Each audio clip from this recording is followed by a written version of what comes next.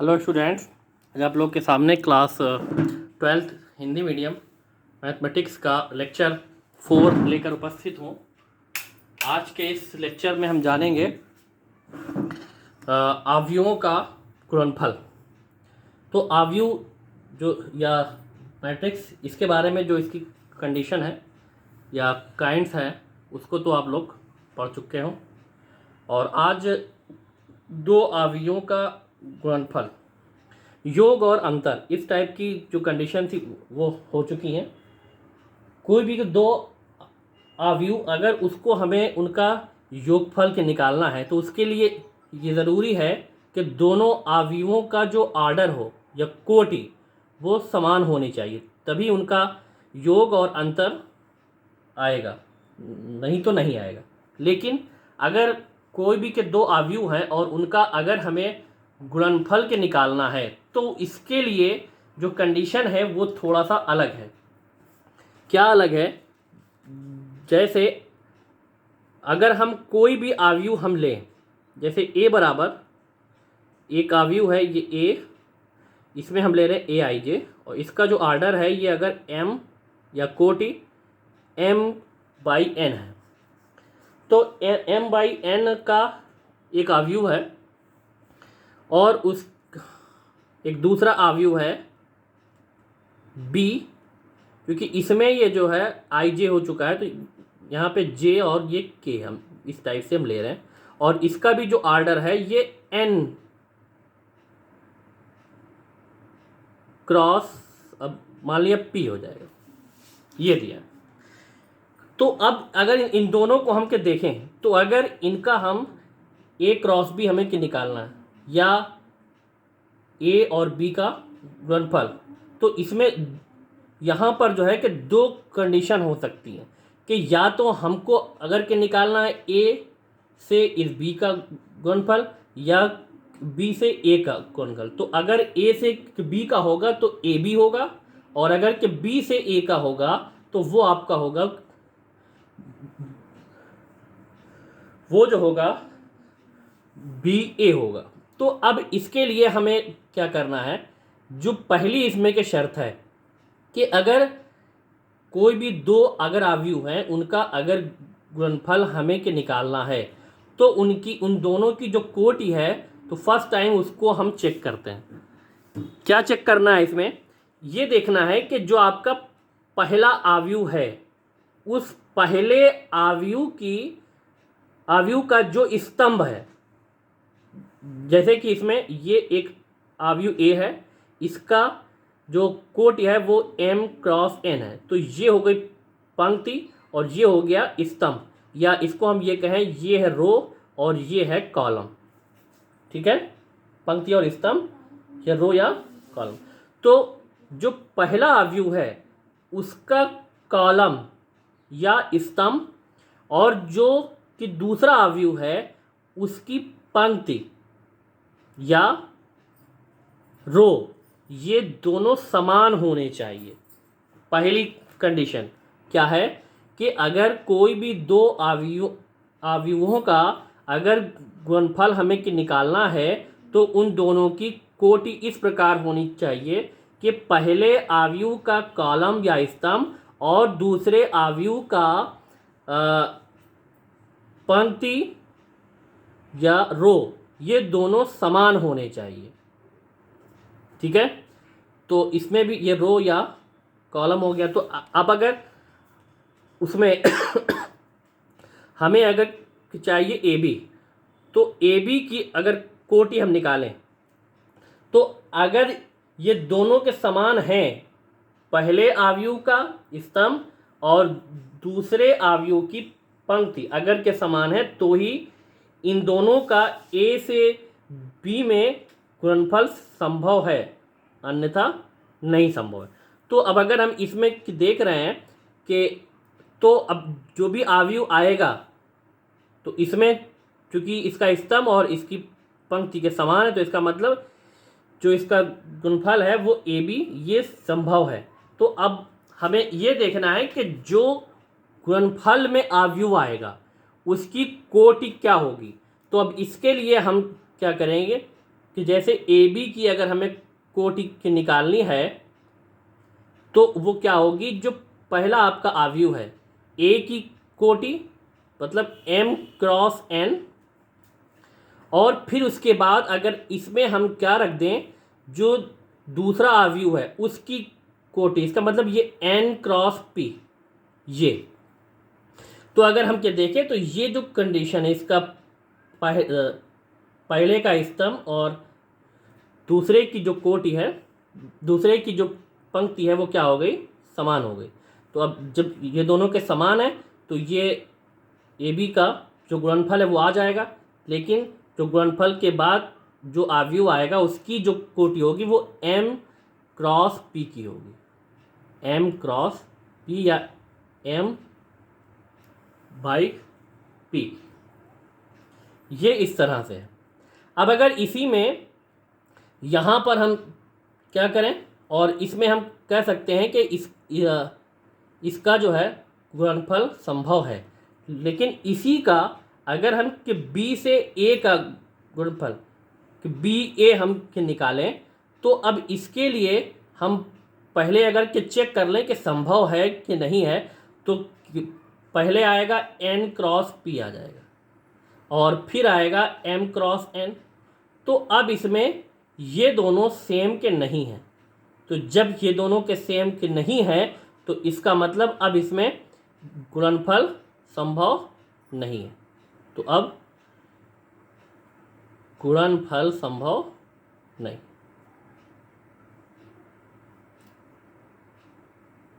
तो ये चीज़ आप लोग के समझ गए होंगे कि अगर कोई भी दो आव्यूह हैं उनका अगर हमें गुणनफल के निकालना है तो उसके लिए पहली शर्त क्या है, उन दोनों की कोटि हम देखें, पहले का स्तंभ दूसरे की पंक्ति के समान अगर है तो ही गुणनफल संभव है।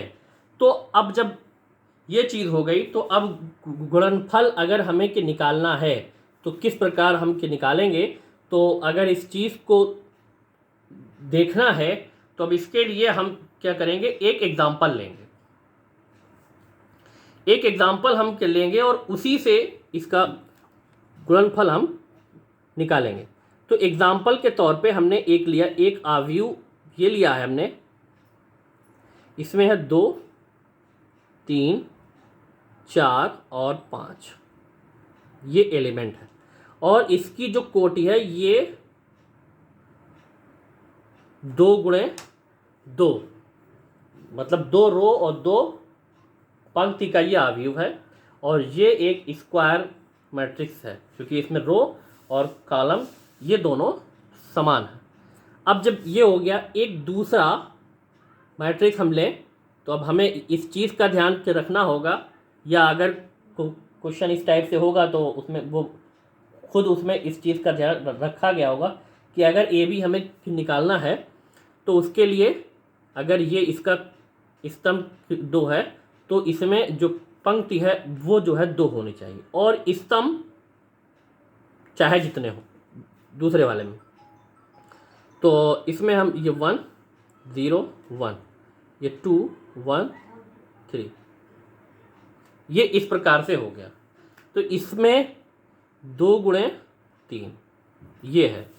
तो अब अगर इस चीज़ को हम चेक करें, यहाँ पर पहले तो हमें ये चेक करना है कि ए बी ज्ञात करना, मान लीजिए तो ए बी इसमें संभव है कि नहीं है।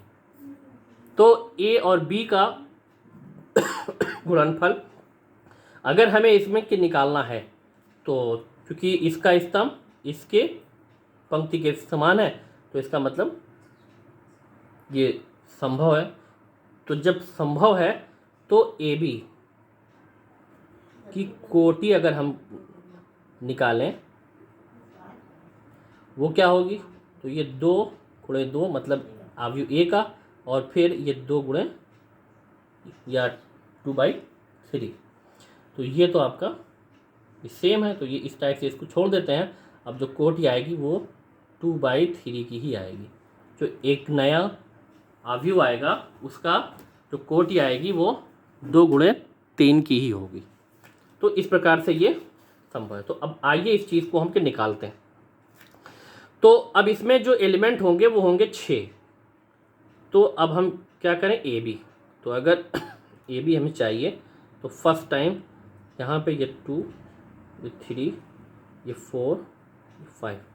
तो पहले ए को लिखना है, फिर इंटू है तो इंटू लगा दिया, और ये फिर दूसरे को इसी प्रकार उतार लेना। ये हो गया। अब यहाँ पे थोड़ा सा आपको ध्यान देना है कि एक चीज़ ये है कि संगत अवयव क्या होता है। पंक्ति के संगत अवयव और स्तंभ के संगत अवयव।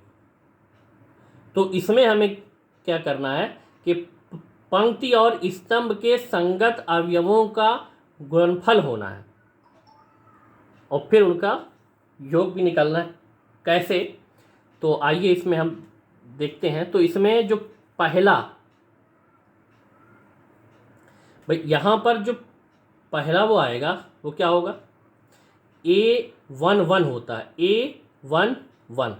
तो A11 में जो एलिमेंट होगा तो वो कैसे के निकलेगा, जो पहला जो पंक्ति है फर्स्ट वाले की जो पहली पंक्ति है उसके संगत अवयव से जो दूसरा है उसके जो कॉलम है, मतलब जो पहला स्तंभ है, उनके संगत अवयवों का गुणनफलों का योग। मतलब जैसे हमने इसको लिया, ये पहली है, ये पंक्ति, ये पहली हो गई पंक्ति, ये दूसरी है पंक्ति, ये पहला है रो, ये दूसरा है वो स्तंभ, और ये तीसरा स्तंभ है।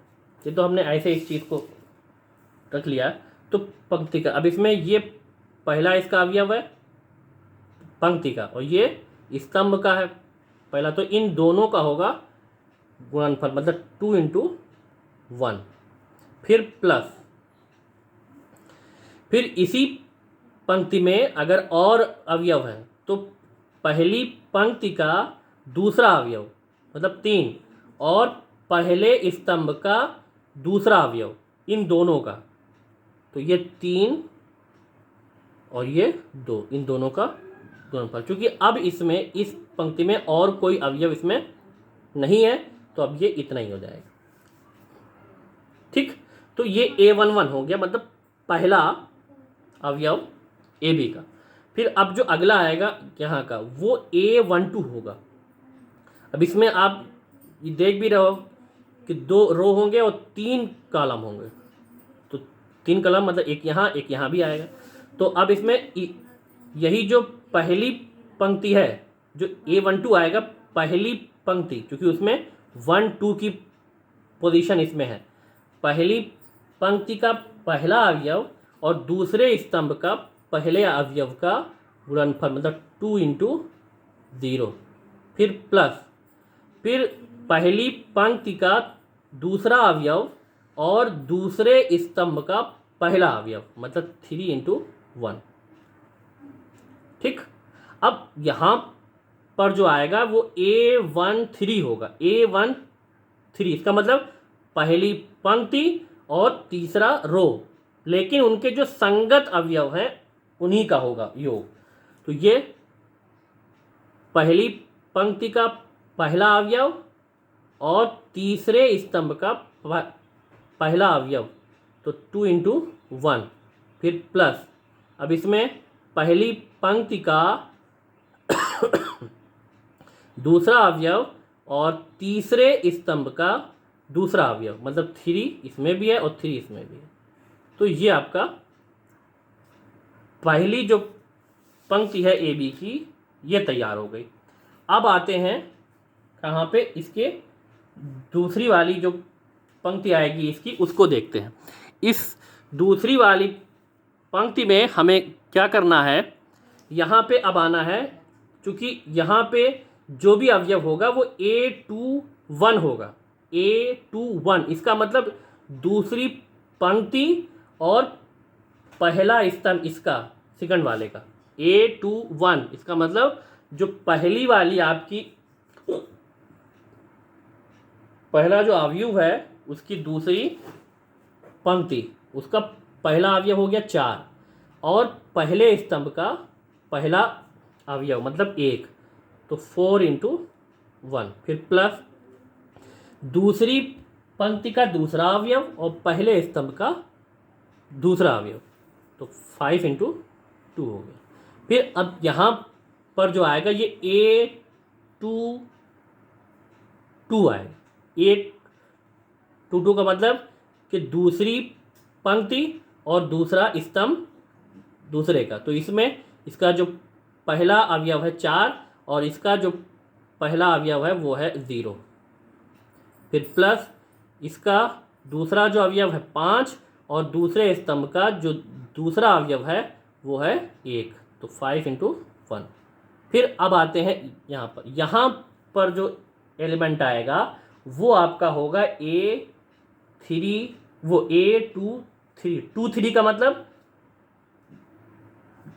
दूसरी पंक्ति और तीसरा स्तंभ का संगत अवयवों के गुणनफलों का योग।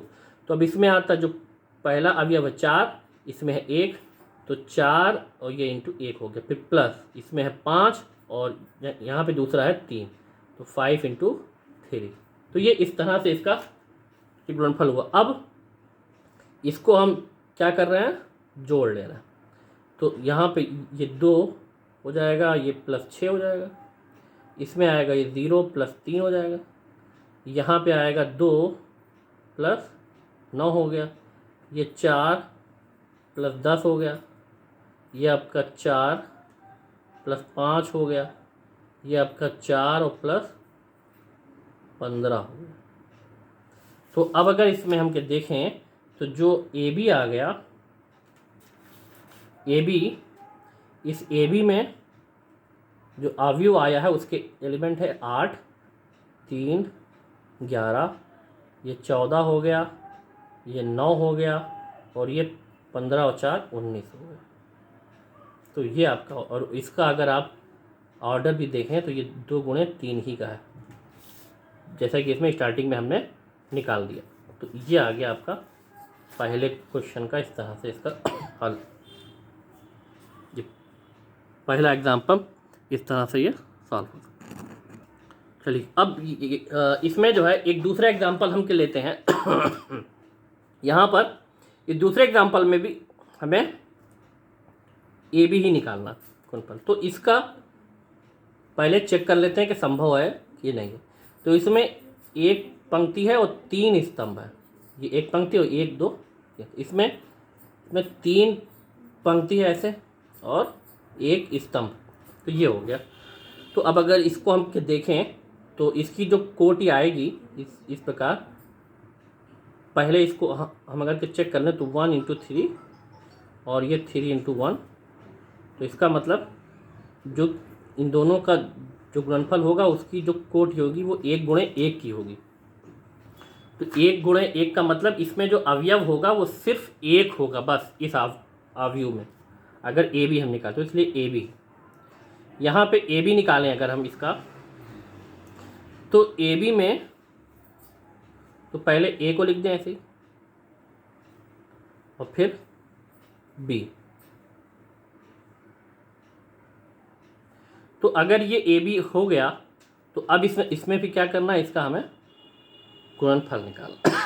तो अब वही चीज़, तो इसमें चूंकि सिर्फ एक ही अवयव होगा तो वो आपका होगा A11। इस चीज़ को पहले ही आपने डिसाइड कर लिया। तो इसमें जो अवयव आएगा वो पहली पंक्ति और पहला स्तंभ, तो पहली ये पंक्ति के संगत अवयव और पहले स्तंभ के संगत अवयव, इनके गुणनफलों का योग। तो 1 इसका और इसका 1, तो 1 × 1 हो गया, फिर प्लस ये 2 और इसका भी 0 और फिर प्लस इसका 3 और ये × 5। और जब ये गुणनफल होगा इसका तो यहाँ पर कितना आएगा, 1 0 15। तो ये अवयव आपका AB जो हो गया, इसमें जो अवयव आ गए कितने आ गए, 16 आ गए।